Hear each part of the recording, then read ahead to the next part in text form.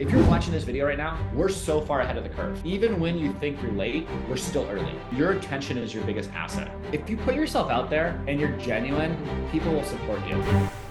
Howdy. Today I've got something kind of special for you. If you're into cold emailing, you know that LinkedIn is like the little brother that it never wanted. They sort of just go hand in hand with prospecting. And you're on your feed and you see someone that's got like 150,000 followers. It kind of just seems like they're posting regular stuff and you're like, how do they have that many followers? Today I've got a guy who has cracked the code to LinkedIn, and he's going to uncover the curtain for us to show us exactly how you would go about building that big of a following so that you have all those XP blowing up out here, fam. He actually used to work at LinkedIn, which is pretty cool. And he's worked with just a ton of big celebrities. He used to live in the original Logan Paul TikTok house. No, Vine. It was Vine back then. And he has done more millions through his social channels than you or I would even care to know. You are going to want to stick around to the end of the video when Taylor drops 2 bombs that'll sort of change your mindset on how to dominate on social in really any niche. The answer to your next chapter of growth is probably not what you're expecting. Let's hop in. Feel free to ask me any questions and whatever, however I can be a resource and helpful in any way, I'm here to help. So you're an interesting guy, right? Like I feel like everything you touch tends to just pop off. And I don't know if it's just the way that you think, like all the stuff you're doing with TikTok. And then of course, like your LinkedIn was kind of the first big one, right? What have it originally like got you into doing this kind of stuff? It's really nice to hear from your perspective that you think everything I touch pops off, because if I told you, I'd say 99% of things fail and 1% pop off, but I'm glad that nobody sees the failures. Which is always interesting from different perspectives. Like no matter how externally it seems like everything's working, I promise you, everything is not working. And I fail at so much more stuff than you would ever imagine. So I think your question was, what got me into this? I don't know, man. I always thought people were interesting. Like I always just thought it was just fun of like, I always knew attention was valuable and I didn't know what it turned into, but I know there's value in having people think about you, talk about you, be top of mind. And that's what kind of intrigued me with these social media platforms. It's like, look, if you can go on those platforms and do things, you can get that attention. I don't know what it turns into yet. It might not turn into anything, but as long as I'm enjoying making content and I'm having fun with it, I'm going to keep doing it because it's fun. It gives me energy. Yeah, I saw that video of you in New York talking about that scooped bagel. I cannot believe how many views that thing got, man. It was like a comment war, I think. But I mean, I think it had like 10 million views just on the TikTok, and then a bunch of people reposted it and stuff. Like, why does that stuff go? Is it just chance and luck, or what do you think? Yeah, I think if you take enough shots, things will happen. And I look at it as like, if you're just like shooting half court shots with basketball, it's like if you look at my TikTok feed, I've made thousands of videos and people only see this one that went in and they're like, oh yeah, this one hit. This guy has the viral Midas touch. Like, no, I just took 1,000 shots and we recorded one that went in and that one went in. And you think that I have this, like that I make it every single time. It's just like, you got to throw shit at the wall. And the same thing when you're taking 1,000 shots, the best part about failing or missing in the basketball analogy is you learn, oh, I missed way too far right this time. Let's bring in a little bit of left. And then you start to calibrate and it's like, you actually start getting good by just repetition. So I think it's just reps, put in the reps over and over again.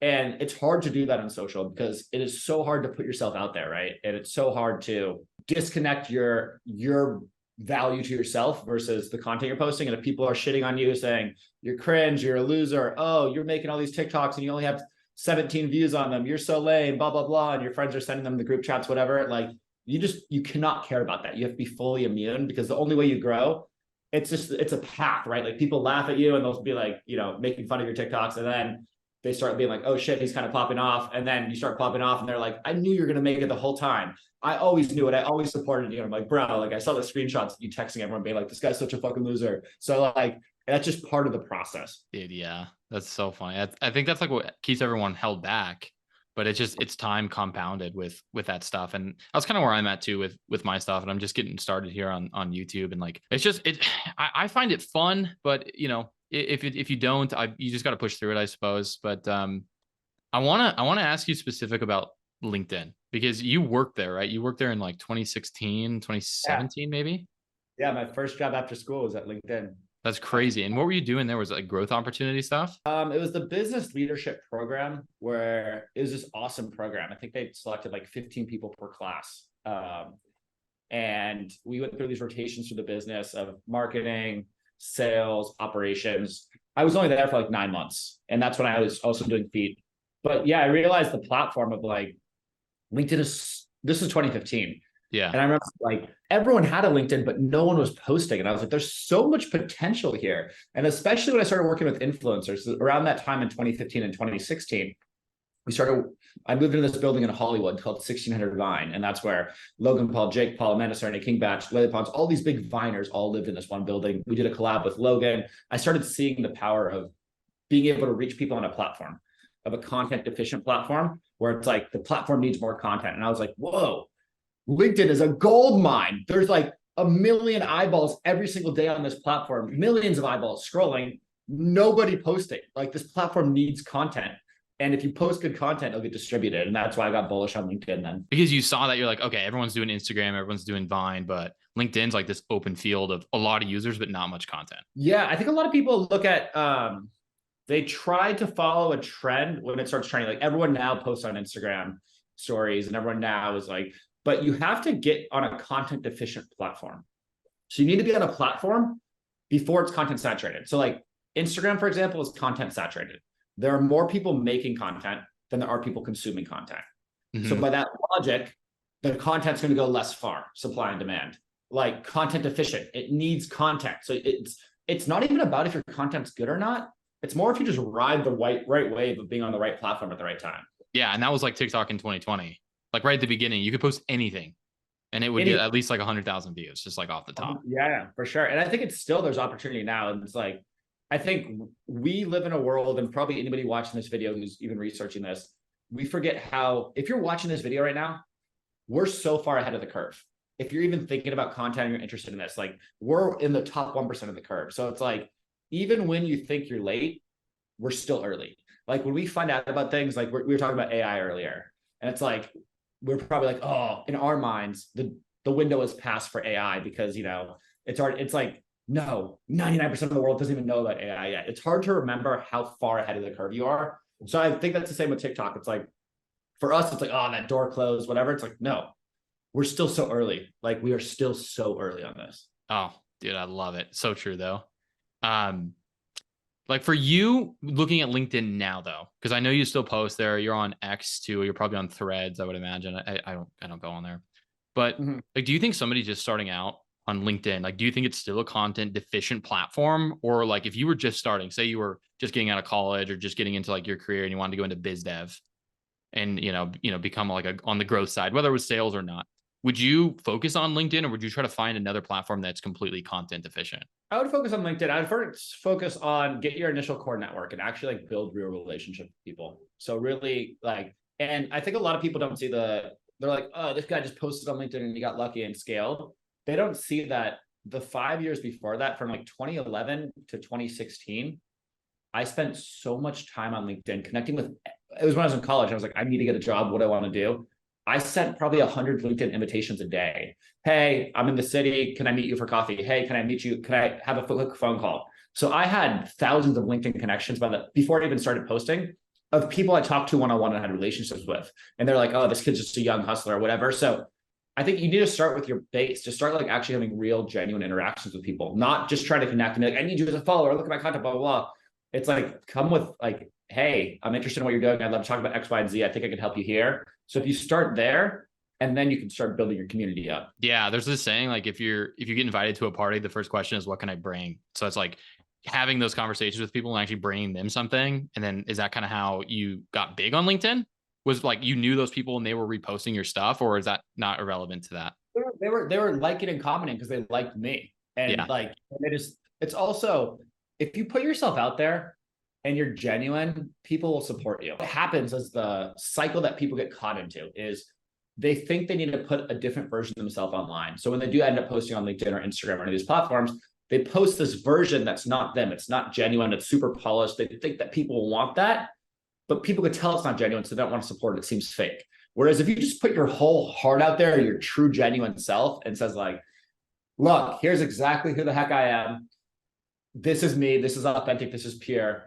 I only got 7 views on this. I'm so sad, blah, blah, blah. It's like people be like, oh, let's go support this guy. Like people like supporting when you're authentic. And that's what I think you actually do really well, even over other people that are even maybe bigger. Like, I guess that's the first thing is like, how do you decide, okay, I don't want to come off as this overly polished version of myself. Like I've got a co-founder in one of the businesses I run, and he's like really struggling with this. He's like, every time I turn on the camera, I just become this person that I don't even want to be, that I'm not even in real life. Mhm. And it's like he's struggling with that. And I think a lot of people struggle with that. And that's why they never turn on the cameras. Like I don't like that person that I'm trying to be when I go on. Yeah.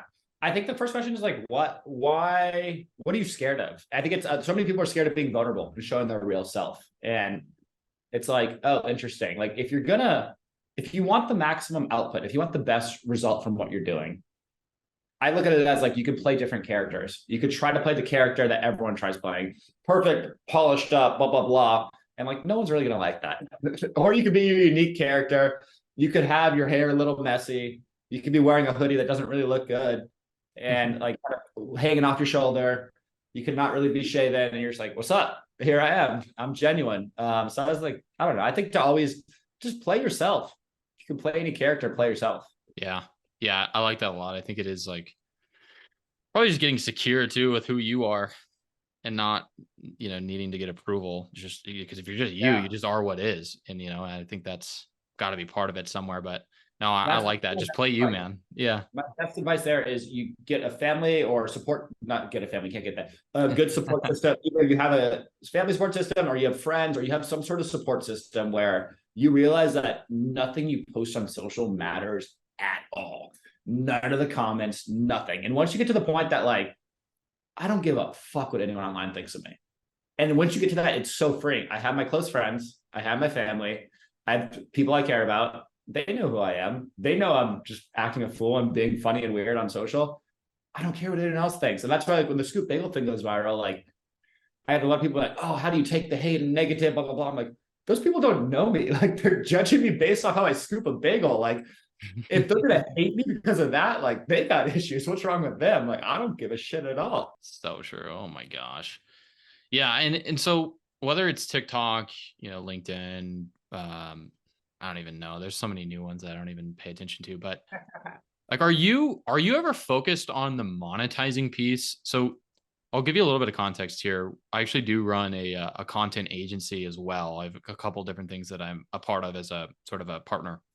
But like the biggest thing that a lot of people focus on is, if you're going to invest into media, like having a production company do this stuff, you've got to find a way to monetize, whether that's some kind of link in bio or something like that. But with your LinkedIn, like, what are the opportunities that have come of that? Or are you ever even focused on monetizing at all? Is it just completely for fun for you? Yeah, it's a really difficult balance. It's like, I think about this all the time of like artist versus capitalist. Yeah. And it's hard because those two do not mix, right? Mm-hmm. The art is pure, the capital is calculated. And there's a very difference. And that's what most artists struggle with. And that's why it's like left brain, right brain. So luckily I'm at a point where I've been able to monetize through feet and monetize through some things where I'm not reliant on income from these channels, which I think is the best. You could be the most creative when you're not reliant on a return. And that's how you actually get returns because you actually build a relationship. If you're trying to sell shit the whole time, and it's like, I know a lot of people like this who, they'll post about a certain thing, XYZ over and over again, just to show that there's a certain problem, just to try to sell you something where it doesn't feel organic, but eventually you'll start getting feedback on things. So like when I was doing LinkedIn and posting often there, I think always get the attention first. And then there's the ways to monetize will come once you have the attention. So for LinkedIn, I posted for maybe 3 years without ever monetizing. Then I had some brands hit me up like, hey, I'll pay you X amount for a post. And I was like, oh shit, it's a lot of money. So then I started posting for these brands. And then I started getting all these people hitting me up like, how do you grow on LinkedIn? And I was like, so I started doing consulting and I was like, oh, this is a lot of money too. And then I came out this LinkedIn course where it's like, I think we talked about the course, right? Like, and I ran that for a while and that was a lot of money too. So I think these like different ways of the monetization will come if you build an authentic audience.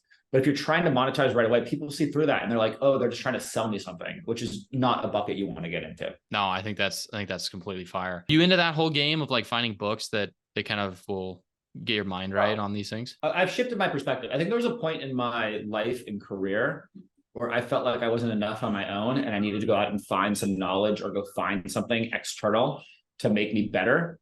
And I kept going after knowledge because I was scared of applying any of the knowledge. And I see this trap a lot of people, a lot of my friends, a lot of people I talk to who are like, I know I've read every book, blah, blah, blah, give me some books. And I'm like, you don't need more books.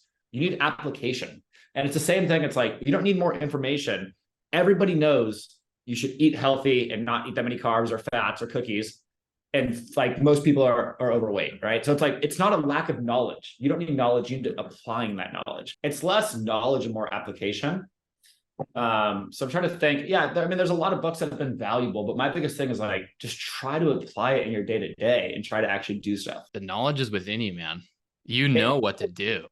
You know what to do. And you get so messed up in your head because you think you need more.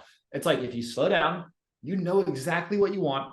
But the thing is, people just keep chasing it, can't slow down and to even think and get to access any of that knowledge inside them. So any meditation that you do on that stuff? I know that's a big thing right now, but just to slow down. Yeah. I mean, one of the biggest things I've learned in the past couple of years is the fastest way to go is slow. And that's how you go the fastest. And it's like, society, especially in the Western culture that we live in, it places so much emphasis on like more, faster, more efficient. And it's like, that's not the best way to do things at times. So yeah, I think whether it's actual meditation, whether it's leaving your phone and going for a walk, like I walk my dog on the beach every day for like an hour, just no phone, nothing, just chilling. I think more people, it's so easy when you have, I mean, I'm looking at my desk right now. I have 3 phones on my desk right now. Yeah. Holy smokes. Actually, got 4. And I got a flip phone when I leave my desk. This is what I use. But it's just so easy to be so distracted at all times and never spend any time in your brain, never accessing that deep knowledge that you have inside, because it's automatic how people go and scroll Instagram or Twitter or TikTok or anything. So the more you can spend time in your brain, your attention is your biggest asset. And people are just wasting it. They're letting it leak out left and right all day to these different social media apps, these different things. And it's like, no shit, you're distracted all the time. No shit, you have no motivation. No shit, you can't think, or you haven't took the time to figure stuff out. Because it's like, you have the most addicting thing in the world in your pocket that's just putting dopamine in your brain. So it's like, you got to remove those things. Yeah. And from the outside, just looking at your brand, Taylor, it's like, I would assume that you're moving a million miles an hour, like with these different things that you're doing and like social media, because you're on social media, but you're creating over consuming, and it sounds like you're time blocking, putting the time into like setting a vision for feet, etc. So I think that's really cool. I think it's like almost the opposite effect, which is a lot of good things in life are the opposite of what you'd think. Where do you want to be like 3-5 years from now? Do you kind of have like a goal or a plan, or is it just like, obviously you guys got plans for feet, but like what's your brand going to look like? To me, it's less about the vehicle and more about the energy I'm feeling. So I don't even think about what to me, the outcome is the final result. I don't really get to that. To me, I don't really have a lot of external goals. My goals are more internal. And it's just like, what I want to be doing, I'll be waking up every day motivated, energized, meeting cool people, doing cool things, and happy. And that's, I in the past, I put a lot of emphasis on, by this date, I want my business to do this much in revenue. And then I hit it. And then I was like, I'm still not happy. Like, that doesn't do shit. By this date, I want to be Forbes 30 under 30, and I hit it. And then I'm like, oh, like, I wasn't happy until I got the thing. So I was like, I have to hustle and grind till I get there. And then I got there and I'm like, I'm still not happy. So I kind of stopped setting external goals. Obviously for the business and things, we set external goals, revenue, things like that to plans, but my biggest goals are all internal. That's awesome. Yeah. Is it worth it, or as cool as people think, to be Forbes 30 under 30? Is that a goal worth setting, I guess? Is it a goal worth setting? No, because I wouldn't set any goal that is controlled by anyone else, because it's just like, why let somebody else dictate your value to yourself? So like the Forbes 30 under 30, it's all about who you know. If you know somebody on the list, you get on the list. If you don't, you don't. It's a popularity contest. It's like getting into a party, and it's like, oh, if you know the promoter, you can get in, or if you know the person throwing it, you can get in. But I think if you set that as a goal for yourself, you're putting your value and how you see yourself in somebody else, where it's like, you should never put your value in something else, because if you don't get it, it's out of your control. Like the most amazing thing happens when you realize you can control how you view and value yourself. So you could be like, I am a Forbes 30 under 30 quality person. No one could take that away from you. Or if you put it externally, someone can give it to you or not. So I just think the more you can put internal, the better. Guys, this stuff applies, like today. So start making your videos, get after it, and don't forget to subscribe. Don't forget to subscribe, okay? Check you later.